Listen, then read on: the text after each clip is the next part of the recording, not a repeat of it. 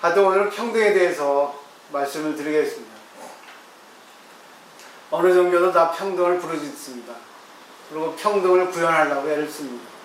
근데 완전한 평등, 진실한 평등을 구현한 종교가 어디 있을까요? 물론 부처님도 예수님도 마음에 그렇게 실천했다고는 믿어요. 그렇지만 완전하다고는 저도.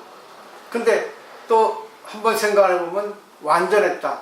그 시절에 있어서 그 시절에 맞는 평등을, 진실한 평등을 했지 않을까 생각했습니다.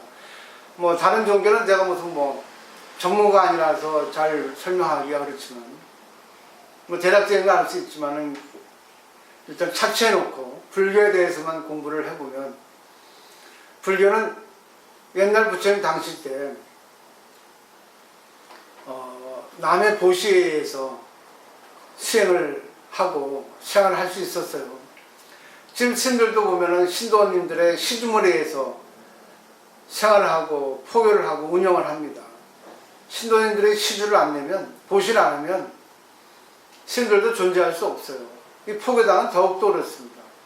물론 기존에 있던 전통 사찰은 오랜 역사가 있어서 신도들이 가지만 포교당은 정말 열심히 하지 않으면 신도들이 안 오거든요. 참 어려워요. 이제서야 깨닫죠. 미리 알았으면 제가 어떻게 생각할지 모르지만 진짜 힘들어요. 포교당 정말 힘듭니다.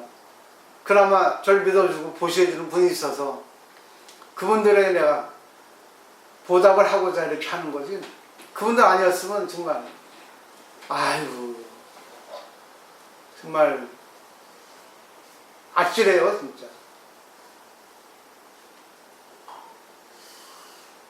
평등, 부처님도 그 당시에 신도들의 시주물에 의해서 운영이 됐는데, 부처님도 완전한 평등, 진실한 평등은 어떤 그 표면적인 모습으로는 할 수가 없었어요. 그러니까 여성 출가를 금지했고, 병자나 또 불구자, 약간 그 몸에 핸디캡이 있는 분들의 출가를 금했습니다.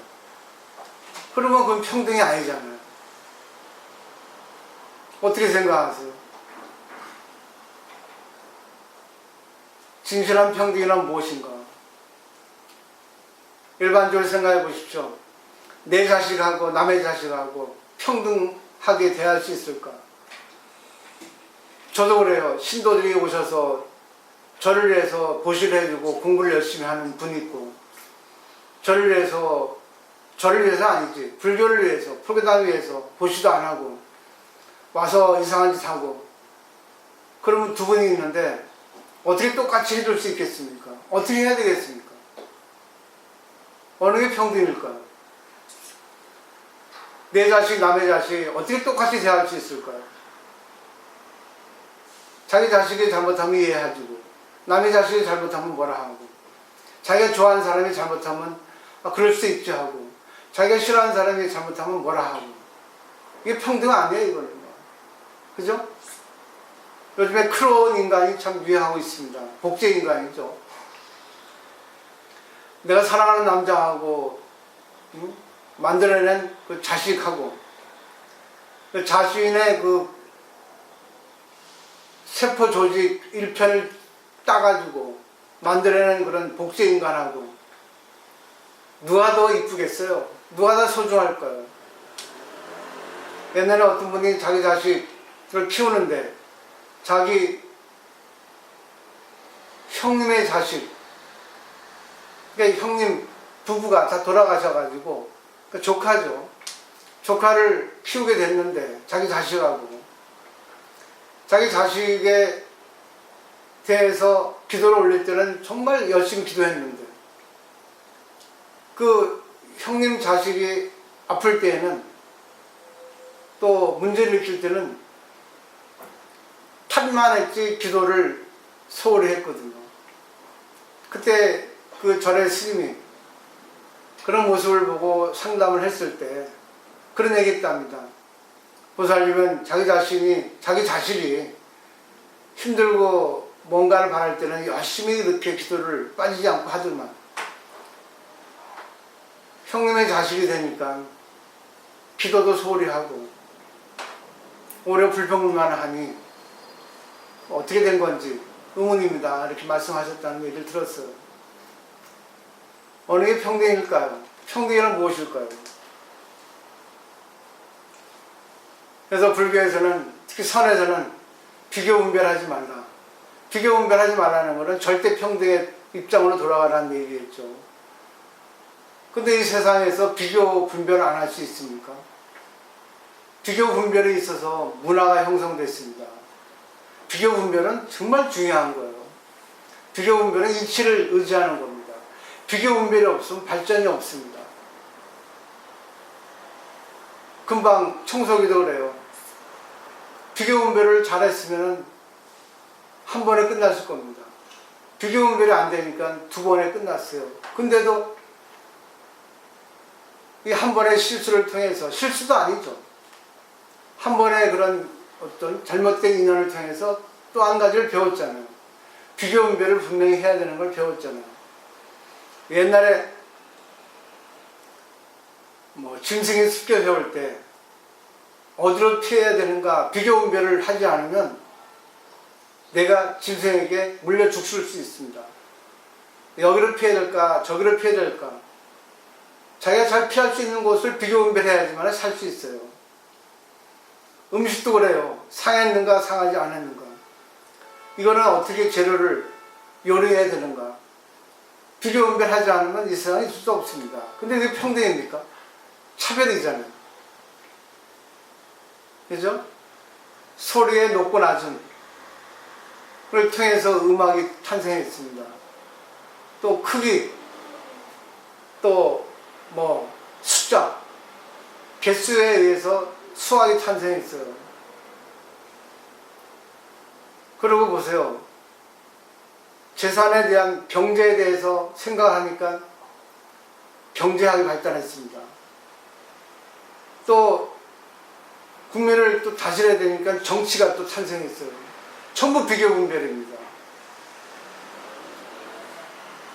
그럼 평등과 차별 둘로 나눠지는데 그게 바로 반야심경에서 색공 공색이에요.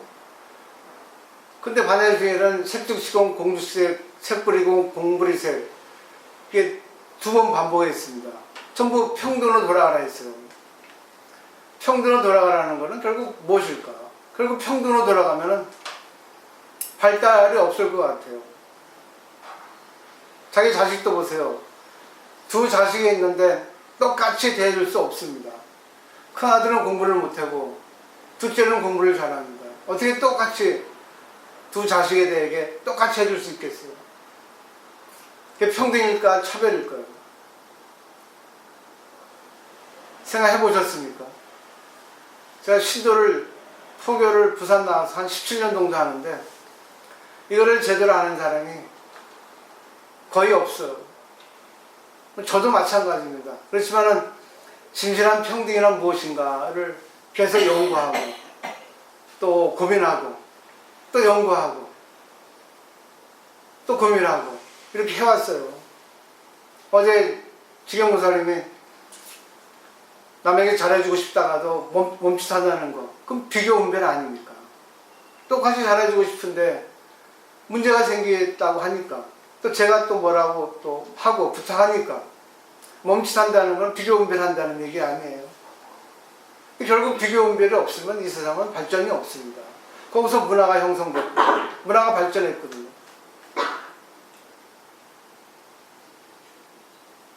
그죠? 잘 보십시오. 어느 것이 좋은가 다 비교분별합니다. 오늘 이것을 먹을까 저것을 먹을까, 오늘 배가 아프니까 점심을 먹지 말아야겠다, 오늘 저 사람하고 어떤 관계를 해야 될까, 총 비교분별이에요. 근데 기본 베이스는 평등입니다. 인간 다 평등하다는 것은 정말 식상할 정도로 신선미가 없어요. 너무 귀에 못 익었는데 과연 평등을 부르짖지만 전부 차별이잖아요. 어떻게 할까요? 그래서 불교의식에는 참개라는 말이 있습니다. 참개. 영덕대게 참개가 아니라 꽃게가 아니라 참개심이죠. 참계라고 하는 거는 자기 부끄러움, 남 부끄러움이란 말이에요. 부끄러움이 참계심이 있어야만이 성불에 연결됩니다. 참계심이 없는 사람은 뻔뻔합니다. 공부 안 됩니다, 절대로. 참계심이 없는 사람은 열등감 많은 사람이에요. 아, 이건 막 가자. 뭐, 내가 다 이렇게 되는데, 나는 저 사람보다 못한데, 어차피 나는 뭐, 찍힌 몸인데, 어차피 나는 안 되는데. 참계심은 자기 부끄러운 줄 알고, 자기가 못난 줄 알고, 뛰어난 사람, 좋은 사람을 공경하고, 자기의 부족함을 살펴보는 것이 참계심이에요. 근데 이거하고 똑같은 의미의 말이 있습니다. 열등감, 컴플렉스. 뭐 심리학에서는 좀 달라있기도 하지만 하여튼 비슷한 말이에요. 그 열등감도 그래요. 자기가 못나가지고 자기에 대해서 연민히 생각하는 겁니다. 근데 생각은 똑같고 의미는 똑같은데 180도 다릅니다.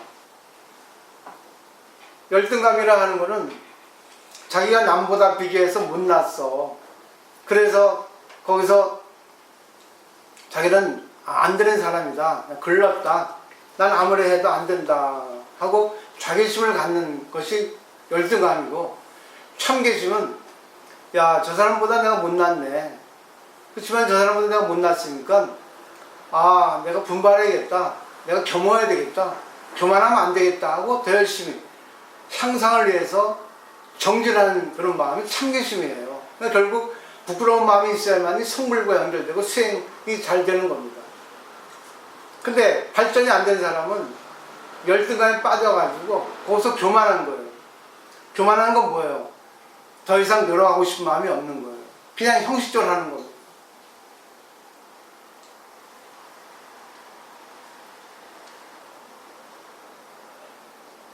자, 진실한 평등이란 무엇일까요? 지금 우선 뭘까요? 진실한 평등이란? 제가 가끔 생각해 봤는데, 저는 차별적인 평등이 진실한 평등이라고 생각하거든요. 잘한 거는 잘한 대로 칭찬해주고, 그거에 비교해서 못한 거는 못한 대로, 못한 만큼, 잘한 거에 비해서 못한 만큼의 어떤 뭐 대가나 어떤 칭찬의 정도나 이런 것들이 달라져야 하는 그게 저는 오히려 평등이라고 보거든요. 네. 못했든 잘했든 너도 다 잘했어, 너도 잘했어, 이게 아니라고 생각해. 그러니까 색대로 인정하고, 그렇지만 색을 인정하되 우리 늘 색즉 시공을 배웠듯이, 그렇지만 이거는 우리가 비교 분별해서 너무 잘했고 너무 못했고, 이거는 크고 이건 작고, 이 색을 존중하는 자체가 차별적 평등이긴 하지만, 이제 경전이나 이런 데 보면 그걸 인정하긴 하되 이게 늘 공이라는 걸 염두에 두는 거, 네, 그걸 바탕으로 해서 차별적인 평등을 이렇게 펴는 게 저는 진짜 평등이라고 생각합니다. 네. 장교보사는 어떻게 생각하세요? 진실한 평등이란?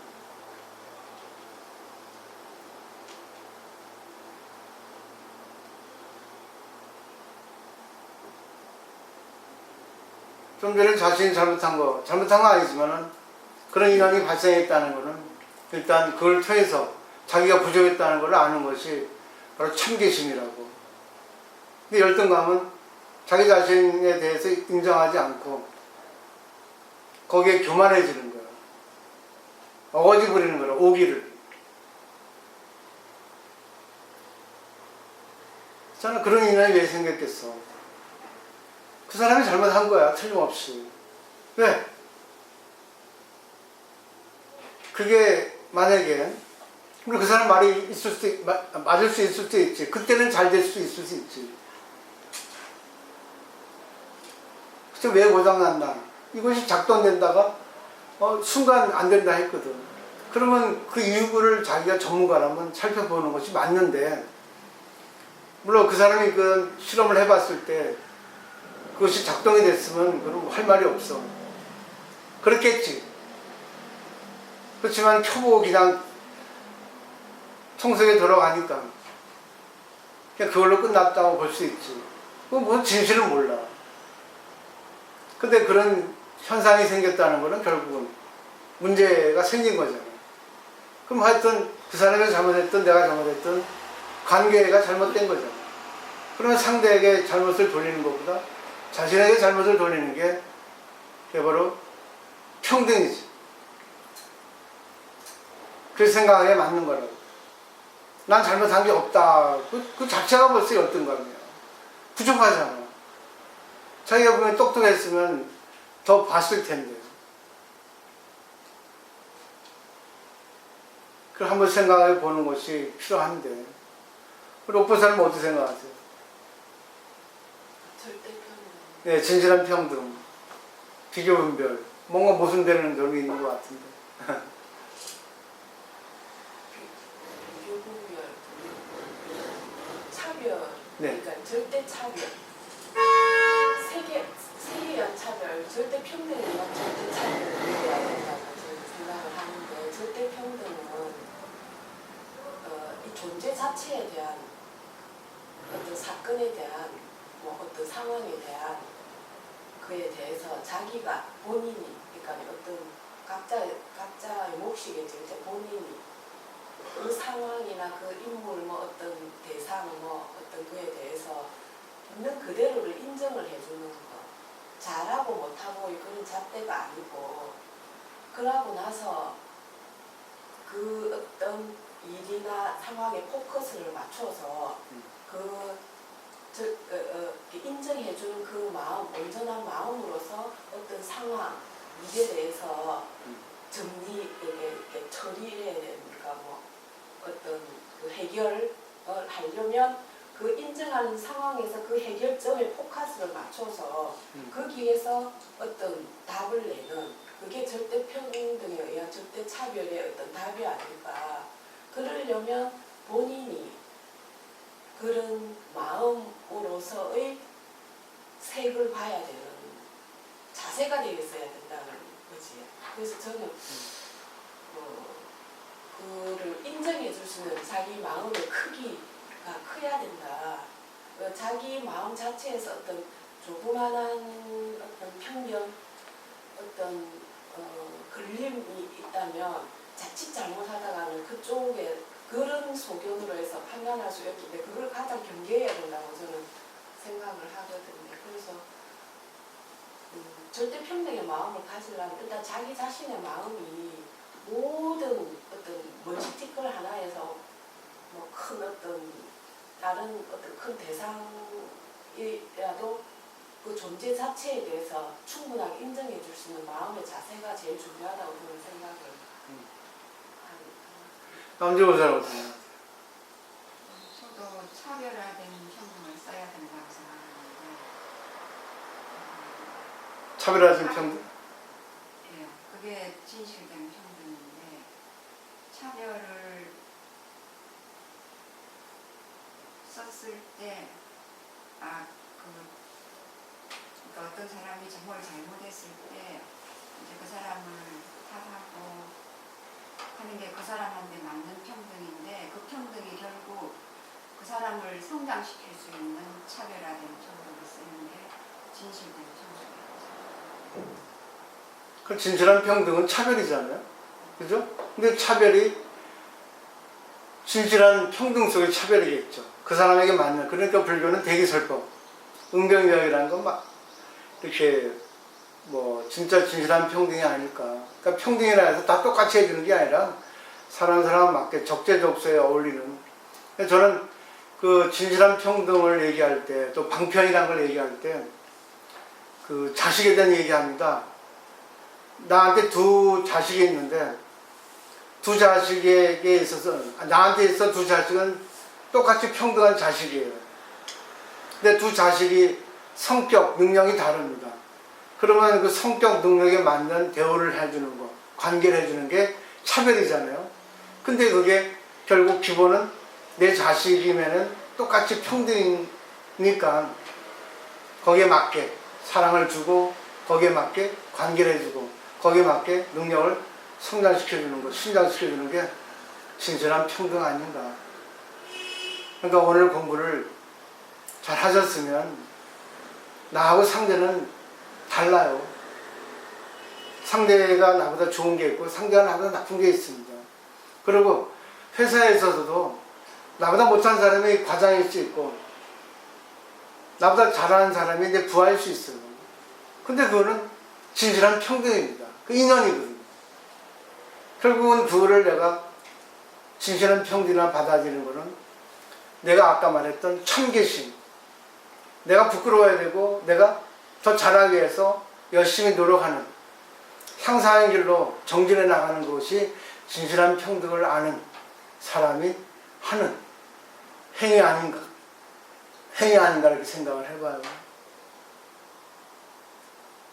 그렇죠? 잘 정리를 해보시고 앞으로의 관계도 정말 어느 자리, 어느 누구하고도 서로 좋은 관계를 할 수 있도록, 성장할 수 있도록 이런 관계를 해 나가시면 좋을 것 같습니다.